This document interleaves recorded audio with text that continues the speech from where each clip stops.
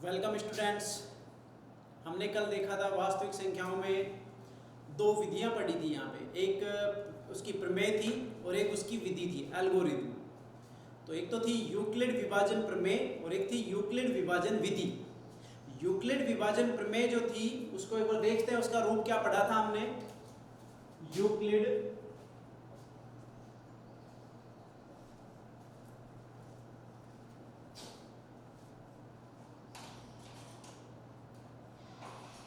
इसका जो रूप हमने देखा था वो देखा था कि यदि दो पूर्णांक a और b हो, है ना, तो उसके बाद दो पूर्णांक और आते हैं, q आता है और एक क्या आता है, r आता है। जिसमें हमने बोला था कि a जो है वो भाज्य कहलाया था, b जो है वो भाजक कहलाया था, q जो है वो भागफल कहलाया था और r जो है वो शेषफल कहलाया था। और साथ में एक कंडीशन भी देखी थी, एक विशेष स्थिति देखी थी कि यहाँ पे r का मान क्या होगा। और शेषफल के बारे में हमने स्पष्ट किया था कि जो r है वो सदैव 0 से बड़ा या उसके बराबर होगा, लेकिन b से छोटा होगा। कारण क्योंकि अगर b से बड़ा हो गया तो भाग जाएगा, और भाग जाएगा तो वो उसका पूर्ण शेषफल नहीं कहलाएगा। पूर्ण शेषफल सदैव, याद रखना, पूर्ण शेषफल सदैव भाजक से कम होता है। तो कह सकते हैं शेषफल सदैव भाजक से कम होता है, भाजक से कम होता है। ये हमने देखा था, यहां तक हम पढ़ चुके हैं।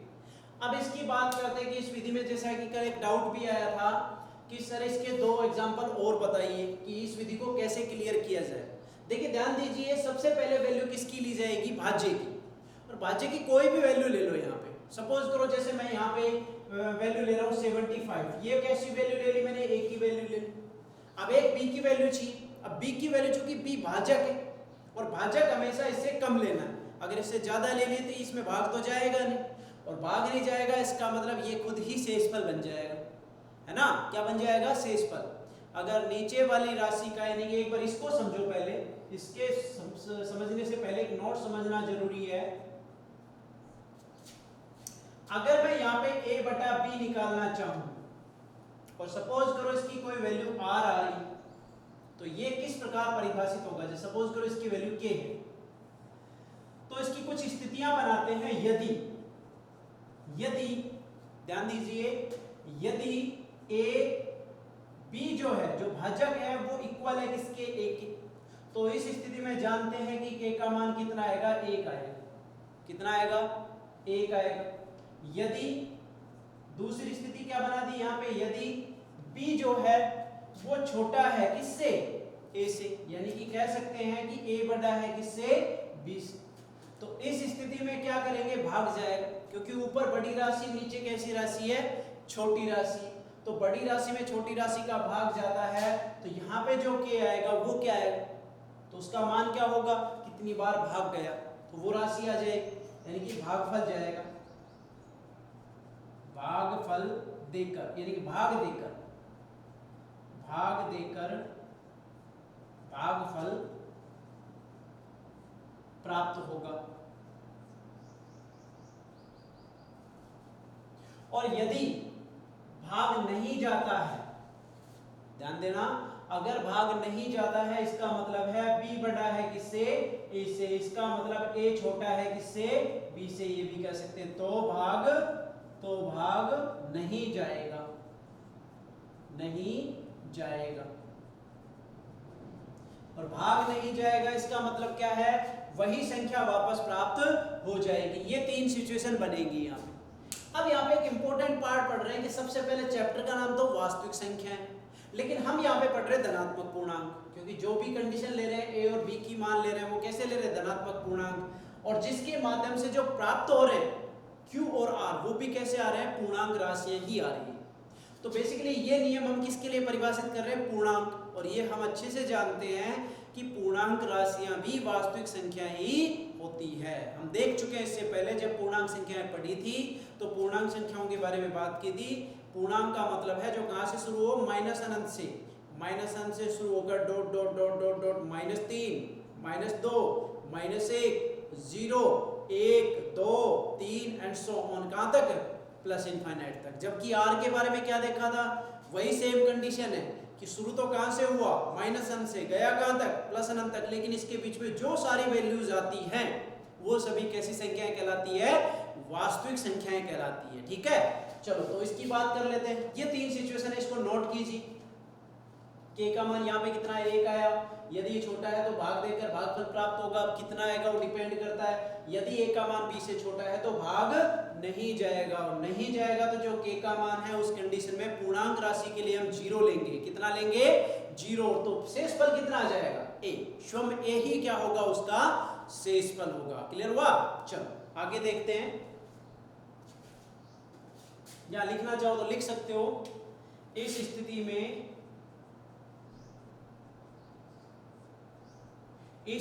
में शेषफल शून्य होगा। सॉरी, भागफल के कैसा होगा? शून्य होगा, तथा शेषफल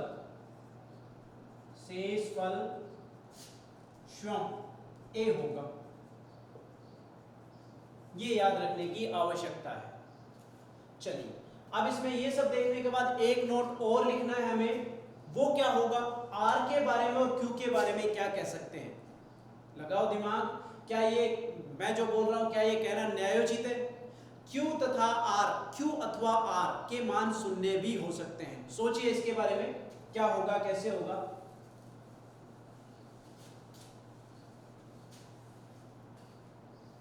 Q तथा R के मान शून्य भी हो सकते हैं। ये पहला नोट है। दूसरा लिख सकते हैं Q तथा R शून्य भी हो सकते हैं, शून्य भी हो सकते हैं। दौड़ाइए दिमाग, दौड़ाइए। क्या ये कहना न्यायोचित होगा कि ये दोनों या ये Q तथा R शून्य भी हो सकते हैं? Q तथा नहीं, अथवा Q अथवा R शून्य भी हो सकते हैं। देखिए कैसे। अभी एक नियम लिखा मैंने कि a बटा b लिखा था ना, तो यहां पे हमने देखा इसको मैंने किसके बराबर माना था? r के बराबर माना था। तो यदि a और b बराबर हो गए तो भाग तो चला गया। जैसे 5 में 5 का भाग चला गया तो k का मान कितना आ गया था? 1। लेकिन एक बार पूरा भाग चला गया तो शेषफल कितना बचा? 0 बचा। मतलब इस स्थिति में शेषफल कितना होगा? 0 होगा। या ध्यान दीजिए, इसके एक एग्जांपल उठाते हैं, उसके माध्यम से समझने की कोशिश करते हैं। सपोज करिए कि यहाँ पे a बराबर कितना ले लिया मैंने? 5, सॉरी जैसे 15 ले लिया 15, और b बराबर ले लिया मैंने 5। अब ये रूल बनाते हैं तो 15 बराबर कितना हो गया? देखिए ध्यान दीजिए, 5। अब 5 का भाग 15 में 15 या 15 से कम कितनी बार जाता है? 3 बार जा रहा है। और हम देख पा रहे हैं कि 3 बार पूरा भाग चला गया तो 5 या 15, और 15 जब पूरा चला गया तो शेषफल कितना बच गया? 0 बच गया। इसका मतलब इस कंडीशन में देख सकते हो शेषफल शून्य प्राप्त हुआ। सेकंड सिचुएशन क्या आएगी? यदि मैं a का मान ले लूं 3, ध्यान दीजिए a का मान कितना लिया? 3, और b का मान मैंने ले लिया जैसे 7, और ये भाज्य माना है, ये क्या माना है? भाजक। ये मैं क्या मान रहा हूं? भाज्य, और ये मैं क्या मान रहा हूं? भाजक। तो ध्यान दीजिए इसके लिए नियम क्या बनेगा? 3 है। अब 3 में भाग किसका देना है? 7 का। क्या कोई बता सकता है कि 7 का भाग कितनी बार जाएगा? क्योंकि यहाँ हम धनात्मक पूर्णांक के लिए पढ़ रहे हैं, और जो राशियां प्राप्त करेंगे वो भी कैसी होगी? धनात्मक पूर्णांक होगी।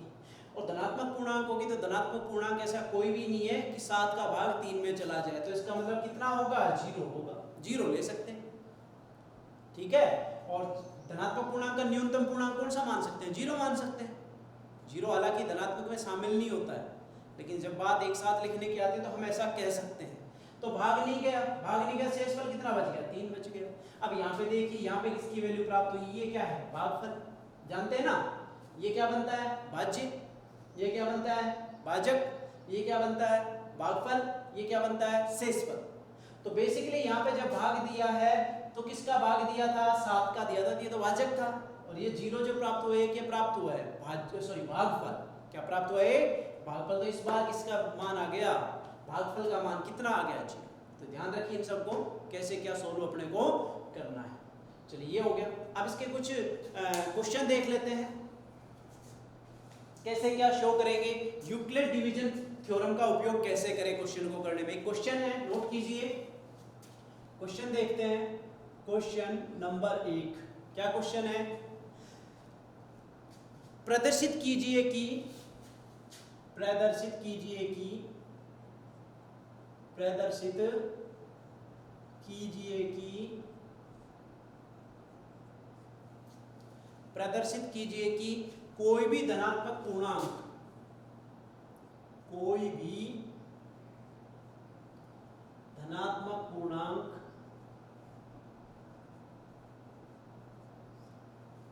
कोई भी धनात्मक पूर्णांक 3q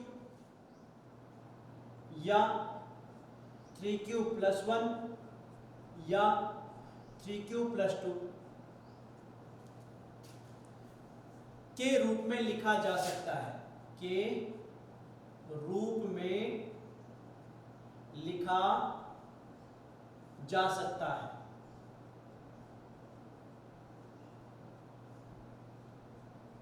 जहां q कोई पूर्णांक है, कोई पूर्णांक है। तो ध्यान दीजिए कैसे क्या करेंगे। तो सबसे पहले कोई भी धनात्मक पूर्णांक की बात की है, तो सबसे पहले कोई भी एक धनात्मक पूर्णांक मान लो। माना, यहां लिखना इसका प्रूफ, माना a एक धनात्मक पूर्णांक है, a एक धनात्मक पूर्णांक है।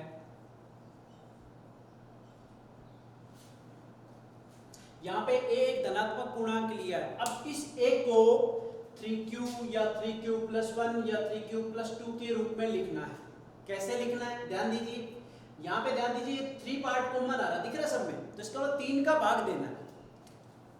यहां b बराबर 3 लेने पर, b बराबर कितना लेने पर, यहां पे 3 लेने पर, अगर 3 लेते हैं तो ये रूल लागू करने की कोशिश कीजिए। ध्यान दीजिए a का मान तो है ही, तो a बराबर यहां लिखना पड़ेगा किसके रूप में, 3 के रूप में। तो यहां b का मान तो कितना, 3। अगर a में 3 का भाग दिया गया, अब a के बारे में नहीं कह सकते a का मान 3 से बड़ा है या 3 से कम है, कुछ भी नहीं पता है अपने को। अगर a में 3 का भाग दिया गया तो भाग तो जाएगा। तो भाग सपोज करो कितनी बार गया, यहाँ पे q बार गया, कितनी बार गया, q बार गया, और प्लस शेषफल तो हम जानते हैं कितना आता है, r। अब सबसे पहला काम है इसी के बारे में बात करना। मैंने बताया था r की जो आवश्यक स्थितियां हैं उनको साथ में लिखना आवश्यक है। तो r की आवश्यक स्थितियां क्या है, यहां लिख दो।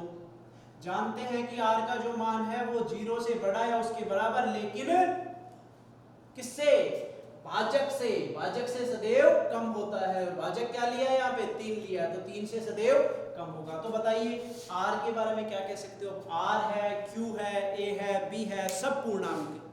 तो r की पूर्णांक, r के जो पूर्णांक मान है वो क्या क्या हो सकते हैं बताइए, कह सकते हैं कौन कौन से। r बराबर 0 है, r बराबर 1 है, और r बराबर 2। 0 से बड़ा लेकिन 3 से छोटा। ये देखिए 3 स्थितियां। पहली स्थिति जब r बराबर 0 हो, तो r बराबर 0 से क्या समझते हैं, यानी कि a में 3 का पूरा पूरा भाग जाएगा, तो a बराबर कितना हो जाएगा, 3q। ये देखिए एक मान आ गया। सेम दूसरा क्या जाएगा, जब r बराबर कितना हो जाए, 1 हो, तो a बराबर कितना हो जाएगा, 3q तो था ही, और साथ में r का मान कितना हो गया बढ़कर 1, तो ये हो गया 3q प्लस 1। समझ में आया, ये दूसरा मान हो गया। तीसरा मान से जब r बराबर 2 हो, तो a बराबर कितना हो गया, 3q प्लस 2। ये देखिए तीसरा मान हो गया। तो इस प्रकार हम कह सकते हैं, इस प्रकार हम कह सकते हैं कि कोई भी धनात्मक पूर्णांक, कोई भी धनात्मक पूर्णांक 3q प्लस 1 अथवा 3q प्लस 2 के रूप में रूप में लिखा जा सकता है, लिखा जा सकता है।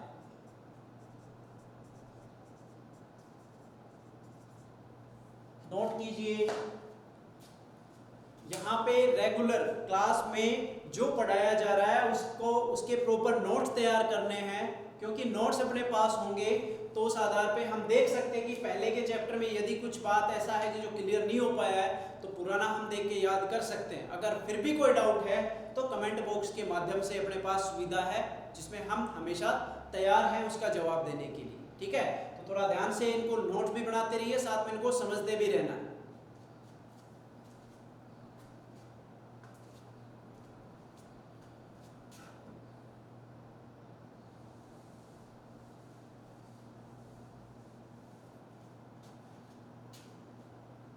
चलिए नेक्स्ट क्वेश्चन देखते हैं, क्वेश्चन नंबर 2।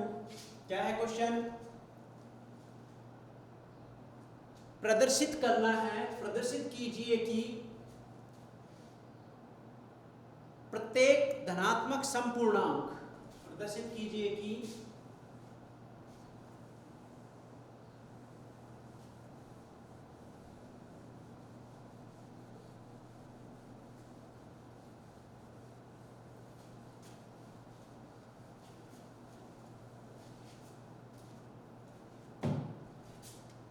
प्रदर्शित कीजिए कि प्रत्येक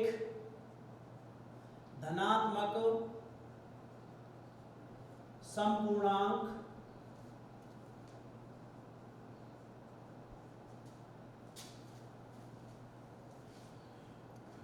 टू क्यू के रूप का होता है,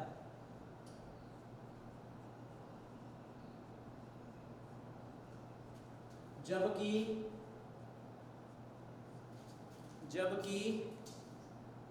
प्रत्येक विषम पूर्णांक, प्रत्येक विषम पूर्णांक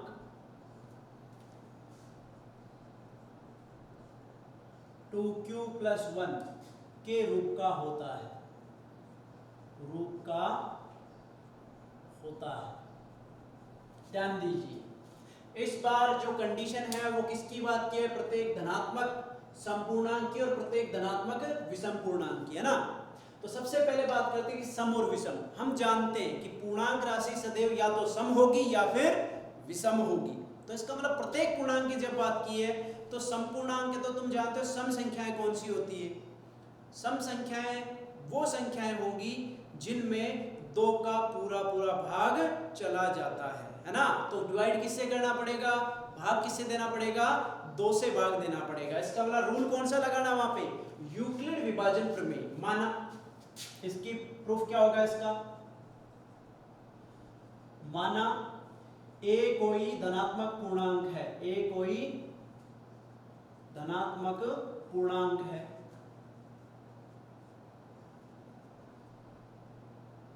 तथा b बराबर, क्योंकि सम और विषम में डिवाइड करना है पूर्णांक, तो सम और विषम में डिवाइड करना है, इसका मतलब किसका डिवाइड करना पड़ेगा? 2 का डिवाइड करना पड़ेगा। और 2 के डिवाइड करने से हम देखेंगे कि मान जो आएगा वो किसके रूप में आएगा? या तो सम के रूप में आएगा या फिर वो विषम के रूप में आएगा। ठीक है, चलिए ध्यान दीजिए, b बराबर कितना लिया गया? यहाँ पे 2 लिया गया है। ठीक है, तो इसको इस रूप में लिखने की कोशिश करें, a बराबर 2। अब 2 का डिवाइड किया, कितनी बार गया? भाग कितनी बार गया? q बार। ठीक है, अब शेषफल तो मिलेगा, शेषफल कितना होगा? r होगा। अब बताइए, 1 मिनट के लिए समय दे रहा हूं, सोच के बताइए कि r का मान क्या होगा। प्रमेय में याद रखिए r क्या है? शेषफल है, और शेषफल होगा तो शेषफल का मान क्या क्या प्रतिबंध होगा शेषफल पर? हम जानते हैं कि शेषफल सदैव भाजक से कम होता है। और भाजक क्या लिया गया यहाँ पे? देख लीजिए, भाजक यहाँ पे क्या है? 2 है। तो मतलब r के बारे में क्या कहेंगे बताइए आप? यहाँ पे r का मान क्या होगा? 0 से बड़ा होगा लेकिन 2 से छोटा होगा। इसका मतलब r का मान क्या क्या हो सकता है? r का मान 0 हो सकता है और r का मान 1 हो सकता है। यदि r बराबर कितना हो? 0 हो तो a बराबर कितना? 2q हो जाएगा। अगर देख पा रहे हैं तो इसका मतलब ये हुआ 2 का 2 उसमें कॉमन है या 2 का भाग जा रहा है, इसका मतलब ये है 2 का भाग भाग जा रहा है तो मतलब 2 के गुणज के रूप में आया, और 2 के गुणज के रूप में कैसा है, जो कि सम है, जो कि समपूर्णांक होगा।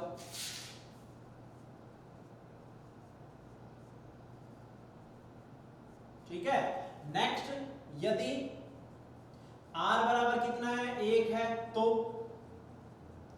a बराबर कितना हो जाएगा, 2q + 1। अब थोड़ा ध्यान देने की आवश्यकता है, ये दोनों ही मान काफी काम आते हैं, दोनों ही याद रखने की आवश्यकता है। कैसे क्या होगा,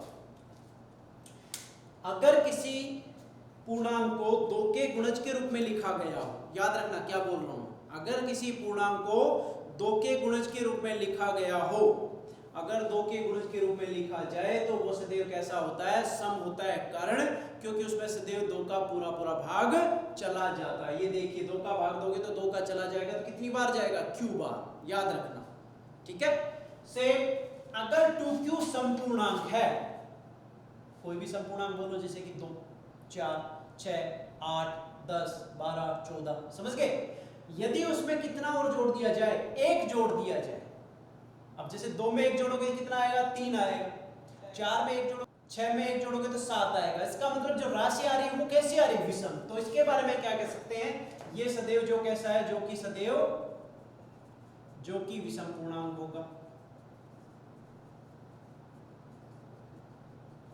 ये स्थितियां बनी हैं, और ये दोनों स्थितियां याद रखना कि समपूर्णांक है तो समपूर्णांक को लिखने का तरीका क्या है, समपूर्णांक है तो सम को लिखने का तरीका 2q होगा, और विषम पूर्णांक है तो विषम पूर्णांक को लिखने का तरीका क्या होगा, विषम पूर्णांक को लिखने का तरीका होगा 2q + 1। दोनों ही याद रखने की आवश्यकता है, नोट कीजिए।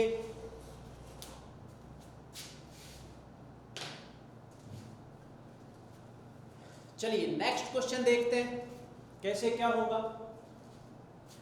ये क्वेश्चन नंबर 2 था, है ना, ये क्वेश्चन नंबर 2 है। नेक्स्ट क्वेश्चन देखो, अब क्वेश्चन नंबर 3।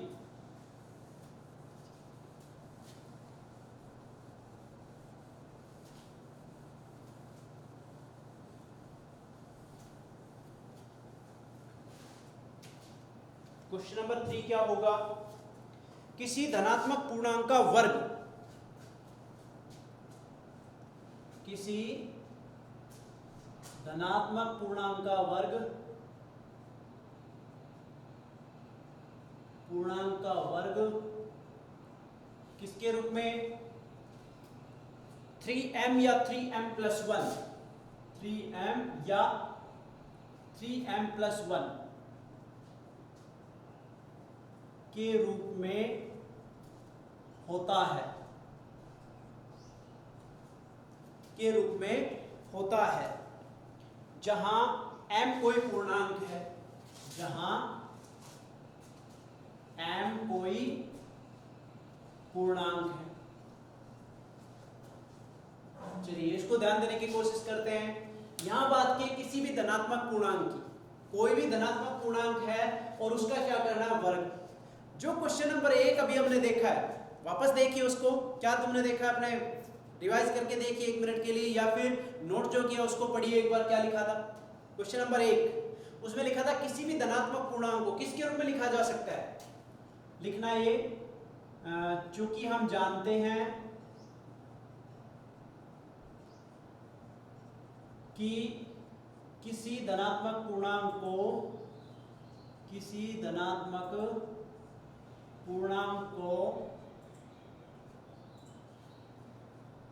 3q + 1 या 3q + 2 के रूप में लिखा जा सकता है।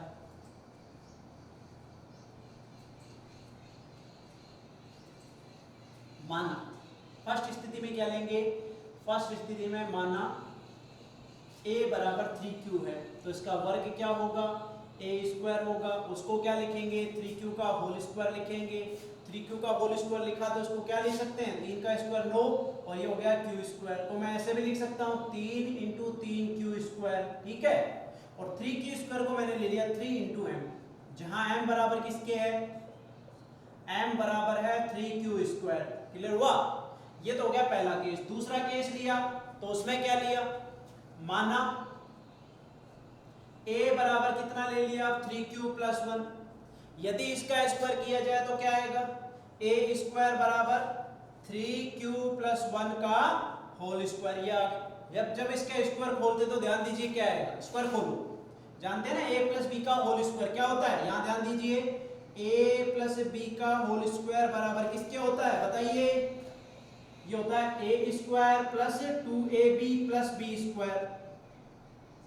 यहां लिख रहे हैं a square plus 2ab plus b square. तो इसका उपयोग यहां कीजिए, क्या आएगा, ध्यान दीजिए a स्क्वायर बराबर 3 का स्क्वायर 9, ये हो गया q स्क्वायर प्लस 2ab, मतलब 2ab का मतलब ये हो जाएगा 6q और प्लस कितना b स्क्वायर मतलब 1।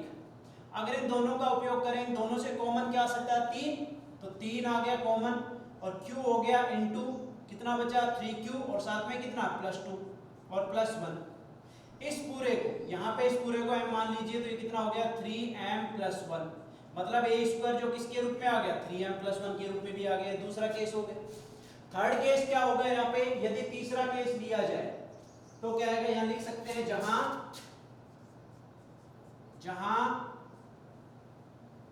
m बराबर किसके होगा q इंटू 3q प्लस 2, जो इसका मान आएगा वो।